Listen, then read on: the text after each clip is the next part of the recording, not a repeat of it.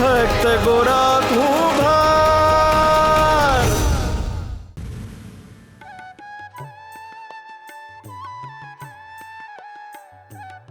ભગત, તમે મારા જીવનનો અધૂરો માર્ગ પૂર્ણ કરી આપ્યો છે.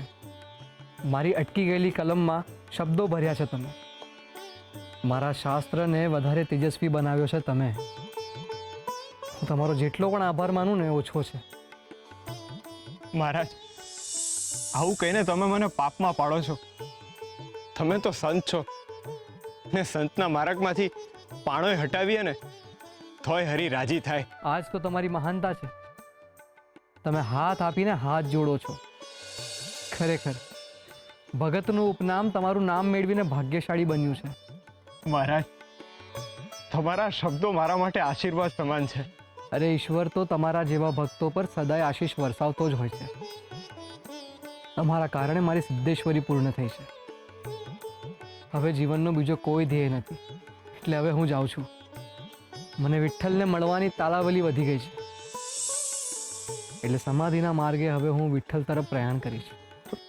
પ્રભુ, તમે હાચે મારા ભાઈબંધને મળશો? હાચે મારા હરિ પાસે જાઓ છો તમે? ભગત, આમ તો હું જ્યારે જ્યારે મારા ચક્ષુ બંધ કરું છું ને ત્યારે ત્યારે હરિને મળું છું. તમે કહ્યું એમ એ તો મનમાં જ છે, તો એમને મળવામાં વળી વાર શું? એ મારી સાથે વાતો પણ કરે છે અને મને સાંભળે પણ છે, અને જરૂર પડે ટપારે પણ છે. તમને થતું હશે કે હું આંખો પછી ખોલું છું શું કામ? પણ ભગત, આ નશ્વર શરીરના કારણે મને ક્યારેક ને ક્યારેક તો આંખો ખોલવી જ પડે છે ને. પણ હવે એવું નહીં થાય. હવે મારી આંખ બંધ થશે અને વિઠ્ઠલના નામનું અજવાળું મને ઘેરી વળશે. તમે જે મારી મદદ કરી છે એના થકી મારા જીવનનો ધ્યેય પૂર્ણ થશે. સિદ્ધેશ્વરીની પૂર્ણતા એટલે મારા સમાધિ તરફના માર્ગના રસ્તાનું ખુલવું. મને વિઠ્ઠલનું સરનામું તો મળી ગયું હતું, પણ માર્ગમાં આવતા અવરોધોને તમે દૂર કર્યા છે, અને એના માટે ફરીથી તમારો કોટી કોટી આભાર. આભાર તો તમારો મહારાજ. મારા જેવો ચાકડે બેઠેલો હરિભક્ત તમારા જેવા સંતના દર્શન ક્યારે કરી શકત? અવભાગ કહેવાય મારું કે મારા ભાઈબંધના આટલા મોટા ભગતને હું મળી શક્યો. મારી તો આંખું ને હૃદય બેય ધન્ય થઈ ગયું. જન્મારો ફળી ગયો મારો. મારા પર હરિની કૃપા થઈ ને તમારા દર્શન થયા. પણ મારા ઉપર એક મહેરબાની કરશો તમે? અરે ભગત, હું ઋણી છું તમારો. કહો, નિસંકોચ તમારે જે કહેવું એ કહો. તમે મારા ભાઈબંધ પાસે જાઓ ને ત્યારે એમને એક સવાલ પૂછજો. એમને કહેજો કે જેમ એમને તમને એમના સુધી પહોંચવાનો માર્ગ સમાધિ દ્વારા બતાવ્યો છે, એ રીતે મને પણ માર્ગ બતાવે. હા, આંખું ને હૈયું બે એમના નામના થઈ ગયા છે. બસ હવે એમના સરનામે પહોંચવું છે. પણ મારી દીવાદાંડી એ પોતે બને ને તો જ આ શક્ય છે. મહાત્મા 16 વર્ષના વાણા વહી ગયા.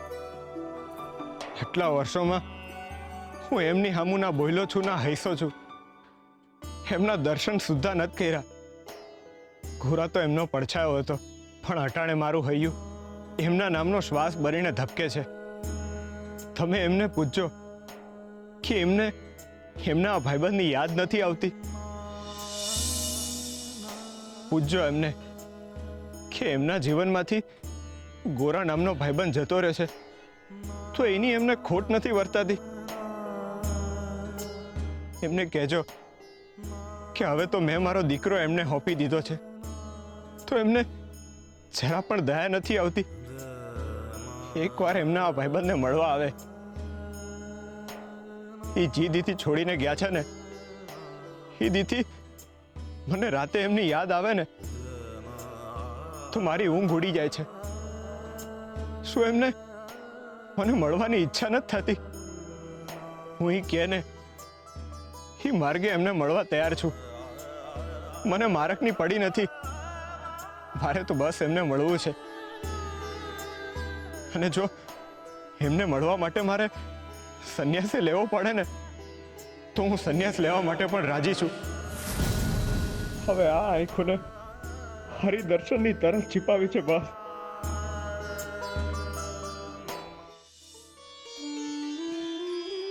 પાંડુરંગ પાંડુરંગ પાંડુરંગ.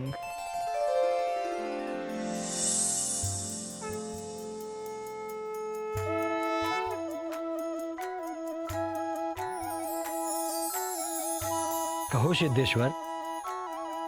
હે મારા વિઠ્ઠલ, પ્રભુ તમારો ભક્ત તમને પૂછવા માંગે છે કે હા, મેં સાંભળ્યું. એમના મનમાં પ્રશ્ન ઉદ્ભવતાની સાથે જ એ મારા સુધી પહોંચી ગયો.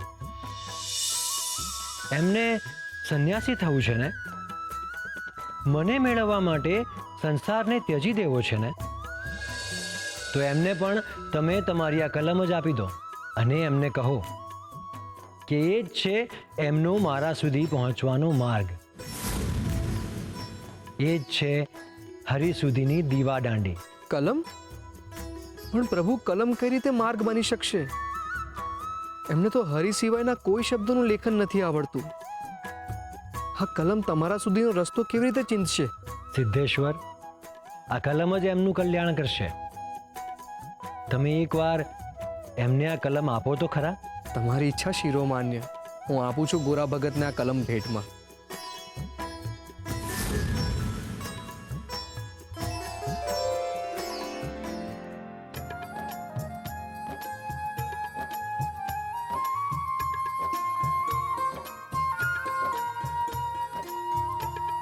ભગત, લો આ કલમ. તમારા ભાઈબંધે કહ્યું છે કે આ જ તમારી દીવાદાંડી છે અને એ જ તમને એમના સુધી પહોંચવાનો રસ્તો બતાવશે. કલમ? પણ કઈ રીતે? હું કઈ સમજો નહીં.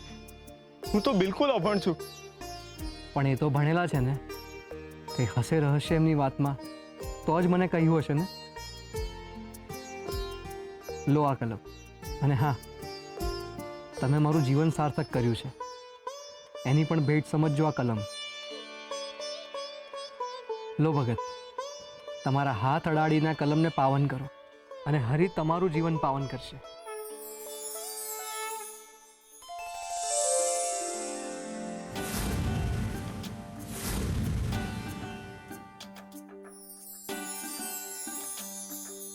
અરે, આ તો ફરો બની ગયો. હરી હરી હરી હરી હરી. હવે સમજો ભગત, હરિ સુધી પહોંચવાનો માર્ગ આપણે નક્કી નથી કરી શકતા, તો હરિ પોતે જ નક્કી કરે છે. જો હરિએ તમને બહુ જ ઉત્તમ માર્ગ બતાવ્યો છે એમને પામવાનો. બધા પોતપોતાના કર્મો થકી જ હરિને પામી શકે છે. તમે પણ તમારા કર્મો થકી જ હરિ સુધી પહોંચશો એવો અણસાર કલમ થકી હરિએ તમને આપ્યો છે. હવે તમને સંન્યાસી બનવાની કોઈ જરૂર નથી, કારણ કે સંન્યાસી બનીને તમે એમને પામી નહીં શકો. આ ફરા થકી જ તમે કૃષ્ણને પામશો ને એમના સુધી પહોંચશો. ભગત, તમે ગૃહસ્થ બનીને જ હરિને તમારા હૃદયના ઘરમાં રાખી શકશો. હરે કૃષ્ણ, હરે કૃષ્ણ. હરે કૃષ્ણ મહારાજ. હવે હરિની વાત તો કેમની ટળાય. મને આ સંસારમાં હરિ સિવાય બીજી કોઈ વાતમાં રસ નથી. મારા મનમાં આખો દી હરિ હરિ ને હરિ જ ઘૂમે છે. હરે કૃષ્ણ, હરે કૃષ્ણ. વિઠ્ઠલ હરિ વિઠ્ઠલ. ભક્તિ હરિ પ્રેમ જોડ હો પંથી.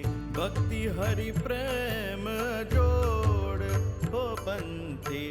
ભક્તિ હરિ પ્રેમ જોડ.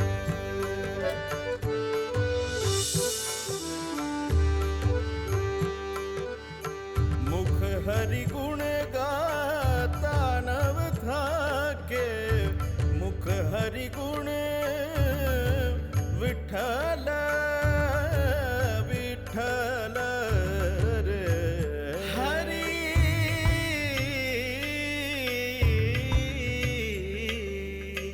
મુખ હરિ ગુણ ગાતા નવ થાકે.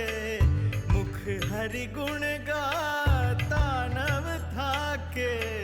હરિ શ્રવણે श्रुति चोर हो पंथी, हरि श्रवणे श्रुति चोर हो पंथी, भक्ति हरि प्रेम जोड़ हो पंथी, भक्ति हरि प्रेम